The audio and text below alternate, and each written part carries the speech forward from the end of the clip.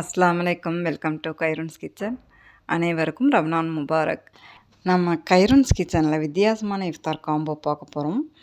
நான் இந்தியன் இஃப்தார் காம்போ. இது எதுவுமே நம்ம இந்தியன் ஃபுட் அல்ல, கொஞ்சம் வித்தியாசமாக இருக்கும். பார்க்கலாம். டெசர்ட் செய்கிறதுக்காக ஆப்ரிகாட் எடுத்துருக்கிறேன். ஆப்ரிகாட் டிலைட் செய்யணும் அப்படின்னா இதை கொஞ்சம் தண்ணியில் ஊற வைக்கணும். ஆப்ரிகாட் ஒரு சின்ன கோல்டன் பவர் ஹவுஸ்ன்னு சொல்லலாம். அதுக்குள்ளே அவ்வளோ பெனிஃபிட் இருக்குது. இந்த ஆப்ரிகாட் நல்லா ட்ரையாகவும் சீடோடு இருக்கிறதுனால ஹாட் வாட்டர் விட்டு 1 ஹவர் ரெஸ்ட்டில் விட்டுட்டேன். நம்ம ட்ரெடிஷ்னலாக இஃப்தாருக்கு கஞ்சி, வடை, கடல் பாசின்னு செய்கிறது இல்லாமல் இந்த மாதிரி வித்தியாசமாக செய்யணும் அப்படிங்கிறது என்னுடைய ஹாஜத்தாகவே இருந்துகிட்டு இருந்தது. அதை மகட்ட டிஸ்கஸ் பண்ணி இந்த இஃப்தார் காம்போவை ரெடி பண்ணேன். லொஹர் தொழுதுட்டு கிச்சனுக்குள்ளே வந்தேன். கிச்சனுக்குள்ளே இஃப்தாருக்கு உண்டான வேலைகள்லாம் நான் செஞ்சு முடியவும் இஃப்தார் டைம் வரவும் கரெக்டாக இருந்தது. வீடியோ எடுத்துக்கிட்டே செய்கிறதுனால அவ்வளோ டைம் எடுத்துக்கிச்சு எனக்கு. ஃபஸ்ட்டு இஃப்தாருக்கு நான் ரெடி பண்ணது மாதுளம்பழமும் கொஞ்சமாக பீட்ரூட்டும் போட்டு ஜூஸ் போட்டு எடுத்து அதை ஃப்ரிட்ஜில் வச்சுட்டோம் அப்படின்னா நம்ம இஃப்தார் டைமில் சில்லுன்னு எடுத்துக்கலாம் இல்லையா? அதுக்காக ஃபஸ்ட்டு ஜூஸ் போட்டு எடுத்துக்கிட்டேன். மாதுளம்பழத்தோட கொஞ்சமாக பீட்ரூட் சேர்த்து நம்ம ஜூஸ் போட்டு எடுத்தோம்னா பார்க்குறக்கு கலர்ஃபுல்லாகவும் இருக்கும், ஹெல்த்தியாகவும் இருக்கும் இல்லைங்களா? இதோட பிங்க் சால்ட் கொஞ்சமாக சேர்த்துட்டு அரைப்பழம் எலுமிச்சம்பழம் சாறு விட்டுருக்குறேன். 3 டம்ளருக்கு வர மாதிரி ஒரு ஜூஸ் எடுத்துருக்கிறதுனால அரைப்பழம் விட்டுருக்குறேன். இந்த ஜூஸில் மிளகுத்தூளும் கொஞ்சமாக சேர்த்துக்கலாம். உங்களுக்கு தேவைப்பட்டால் சேர்த்துக்கங்க, நல்லாயிருக்கும். சில பேர்த்துக்கு பிடிக்காதுன்னா ஸ்கிப் பண்ணிடலாம்.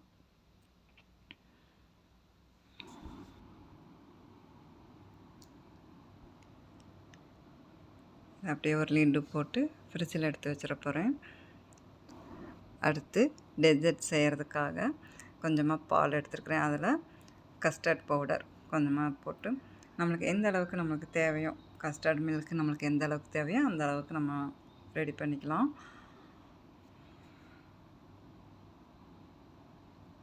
கொஞ்சமாக சர்க்கரை போட்டு இது 1 நிமிஷம் போல் ஸ்டவ் ஆன் பண்ணி வச்சுட்டு எடுத்துகிட போகிறேன். இதில் கொஞ்சமாக வெண்ணிலா எசன்ஸ் விட்டு நல்லா மிக்ஸ் பண்ணிக்கலாம். ஆற கெட்டியாகிடுச்சு எனக்கு. இன்னும் கொஞ்சமே லிக்விடாக இருந்தால் நல்லா இருந்திருக்கும். இந்த கஸ்டர்ட் மில்க் ஒரு பவுலில் மாற்றிக்கலாம்.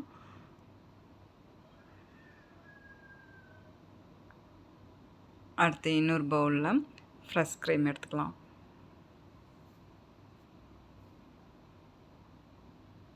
நம்மளுக்கு எந்த அளவுக்கு தேவையோ அந்த அளவுக்கு ஃப்ரெஷ் க்ரீம் எடுத்துகிட்டு அதோட மில்க் மேட் கொஞ்சமாக விட்டு இனிப்பு நம்மளுக்கு எந்த அளவுக்கு தேவையோ அந்த அளவுக்கு மில்க் மேடு விட்டு நல்லா மிக்ஸ் பண்ணிக்கலாம். மில்க் மேடு டின்னில் இருக்கிறதுனால உடனே நம்ம வேறு ஒரு டப்பாவுக்கு மாற்றணும். மறந்துட்டோம் அப்படின்னா அது கெட்டுரும், அது ஒரு மாதிரி ஆயிரும் இல்லையா?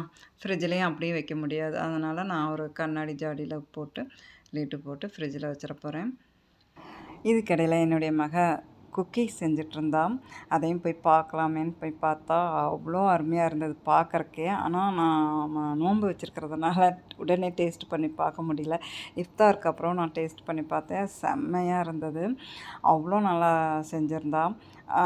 மகளுடைய விருப்பத்திலே நம்ம சரி ஓகே அப்படின்னு சொல்லிட்டோம்னா அவ்வளோ பர்ஃபெக்டாக செய்வாங்க.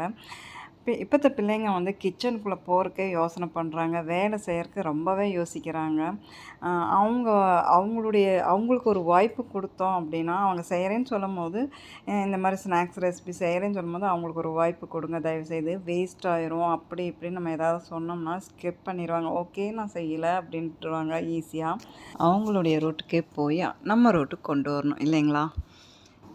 அடுத்து ஆப்ரிகாட்குள்ளே சீட் இருக்கும் இல்லையா, அதை எடுத்துடலாம். அதை எடுத்துட்டு இந்த ஆப்ரிகாட் கொஞ்சமாக தண்ணி விட்டு சர்க்கரையும் கொஞ்சமாக போட்டு இதை பாயில் பண்ணி எடுக்கணும். பாயில் பண்ணி எடுத்து ஆற விட்டு மிக்சியில் அரைச்சி எடுத்துக்கலாம்.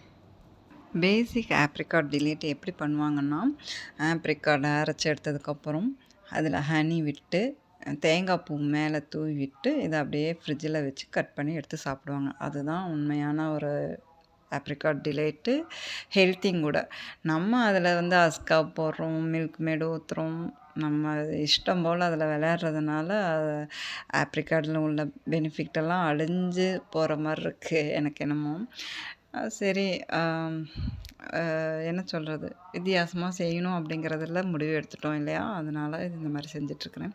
செமையாக இருந்தது இதுவும். நீங்களும் ட்ரை பண்ணி பாருங்கள். இப்போ ஒரு பவுலில் ஆப்ரிகாட், பாயில் பண்ண ஆப்ரிகாட் பேஸ்ட் வச்சு அது மேலே கட் பண்ண ப்ரெட்டு, நான் ப்ரெட் கட் பண்ணி வச்சுருக்கிறேன். வெண்ணிலா கேக் இருந்தாலும் அதை கட் பண்ணி வைங்க, இன்னுமே டேஸ்ட்டு கூட்டி கொடுக்கும். அதோட கஸ்டர்டு அதையும் சேர்த்துட்டு, அதுக்கு மேலே ஃப்ரெஷ் க்ரீம் மில்க் மேடு கலந்து வச்சோம் இல்லையா, அதையும் சேர்த்துக்கலாம். சேர்த்துட்டு மாதுளம்பழம் எடுத்து வச்சுருக்கிறேன், அதையும் மேலே தூவிட்டுக்கலாம். அடுத்து பிஸ்தா பொடிசாக கட் பண்ணி எடுத்து வச்சுருக்கிறேன், அதையும் மேலே தூவிட்டோம்னா ஆப்ரிகாட் டெசர்ட் ரெடி ஆயிடுச்சு. இதுக்கு மேலே ஒரு கவர் போட்டு அதை அப்படியே ஃப்ரிட்ஜில் வச்சுட்டோம் அப்படின்னா இஃப்தார் டைமில் எடுக்கும்போது சில்லுன்னு இருக்கும் இல்லைங்களா? நீங்களும் ட்ரை பண்ணி பாருங்கள், ரொம்ப நல்லாயிருக்கும். குட்டி கப்பை எடுத்து அசம்பிள் பண்ணிகிட்ருக்குறாங்க. பெரிய பெரிய ரெஸ்டாரண்ட்டில் இந்த மாதிரி டெசர்ட் வைப்பாங்க, அவ்வளோ காஸ்ட்லியாக இருக்கும். இதுவே நம்ம வீட்டில் செய்யணும்னு தோணும் இல்லைங்களா? அந்த மாதிரி இந்த டெசர்ட்டை நான் வீட்டில் ட்ரை பண்ணேன் ஃபஸ்ட் டைமாக. செம்மையாக இருந்தது.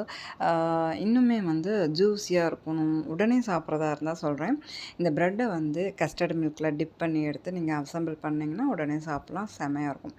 இது நான் 4 மணி நேரம் நான் வந்து ஃப்ரிட்ஜில் வச்சுருந்ததுனால ஜூஸியாகவும் சில்லுன்னு இருந்தது. அடுத்து எக் மயோ சாண்ட்விச் செய்கிறதுக்காக பாயில்டு எக் எடுத்துருக்கிறேன்.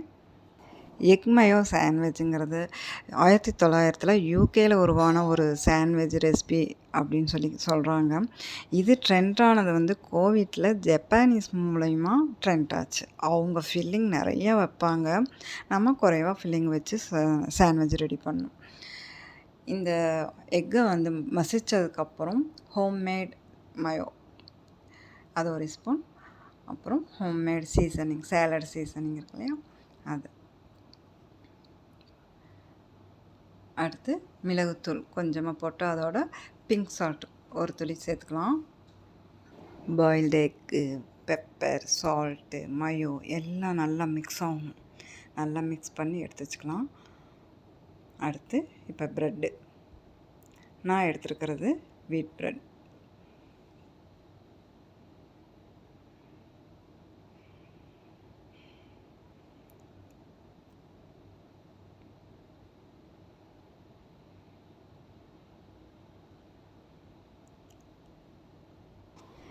இப்போ இந்த ப்ரெட் மேலே ஸ்ப்ரெட் பண்ணி விட்டுக்கலாம்.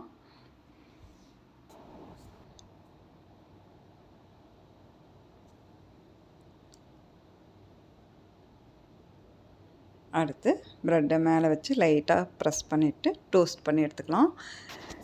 நார்மல் பட்டரும் எடுத்துக்கலாம், நான் எடுத்துருக்கிறது கார்லிக் பட்டர், கொஞ்சம் ஃப்ளேவரிங்காக இருக்கும் அப்படிங்கிறதுக்காக, டேஸ்ட்டாக அருமையாக இருக்கும்.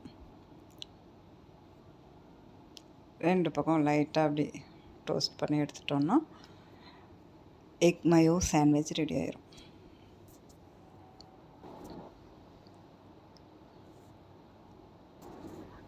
அடுத்து லாஸ்ட்டாக நான் ரெடி பண்ணது பாவ். இந்த பாவ் வந்து சைனீஸ் ஃபுட்டு. இது வந்து 2 விதமாக நம்ம ரெடி பண்ணலாம். ஒன்று வந்து ஸ்வீட்டு, இன்னொன்று வந்து ஸ்பைஸியாக. நான் ரெடி பண்ணது வந்து பட்டர் சிக்கன் வச்சு ஸ்பைஸியாக அந்த பாவ் ரெடி பண்ணேன். இன்ஷா அல்லாஹ் இந்த ரெசிபியை ஒரு நாளைக்கு உங்களுக்கு செய்து காணிக்கிறேன். அவ்வளோதாங்க. இப்போ நம்ம வந்து இஃப்தார் காம்போ அசம்பிள் பண்ணிடலாம். ஒரு பிளேட்டில் பட்டர் சிக்கன் பாவ், அடுத்து எக் மயோ சாண்ட்விச், அடுத்து மாதுளம்பழம் பீட்ரூட் போட்டு ஜூஸ் ஒரு பிளேட்டில் வச்சுட்டு, அடுத்து டெசர்ட் ஆப்ரிகாட் டெசர்ட். கெச்சப் வேணும் இல்லையா, சாண்ட்விச்சுக்கும் வேணும், பாவுக்கும் வேணும். அடுத்து பேரிச்சம்பழம் தண்ணி. என் மக செஞ்ச குக்கீஸையும் வச்சு இந்த இஃப்தார் காம்போவை கம்ப்ளீட் பண்ணேன். இந்த வீடியோ உங்களுக்கு பிடிச்சிருந்தா ப்ளீஸ் லைக் கொடுங்க. உங்கள் எல்லாத்துக்காகவும் நாங்கள் துவா செய்கிறோம், எங்களுக்காக நீங்கள் துவா செய்யுங்க. இன்ஷா அல்லாஹ் அடுத்த வீடியோவில் பார்க்கலாம்.